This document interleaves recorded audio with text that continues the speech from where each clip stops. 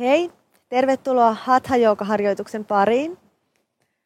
Hatha Jooga on lempeä joogamuoto, joka sopii jokaiselle liikkujalle. Ota hyvä rento asento. Shavanasana eli kuolleen miehen asento esimerkiksi. Tuo pää rentona lattiaan, rentouta hartiat vartalon vierelle. Anna kämmenten kääntyä kohti kattoa. Jalat jäävät kevyesti auki ja usein kiertyvät lonkista ulkokiertoon.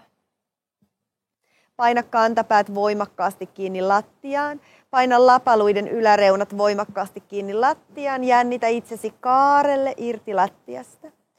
Hengitys kulkee vartalon takaosan lihakset voimakkaassa jännityksessä. Jännitä ja hengitä. Voimakas jännitys. Jännitä, jännitä. Hengitys kulkee vatsan seudulle saakka koko ajan. Ja rentouta. Tuo huomiokyky oikeaan käteen, tuo oikea käsi nyrkkiin, jännitä voimakkaasti koko oikea käsi olkapäästä aina sormenpäihin saakka. Ja nosta käsi muutama sentti irti lattiasta. Jännitä ja hengitä. Voimakas jännitys ja hengitys kulkee.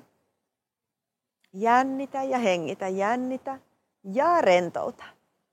Tuo huomiokyky vasempaan käteen, tuo vasen käsi nyrkkiin, jännitä voimakkaasti koko vasen käsi ja nosta muutama sentti irti lattiasta.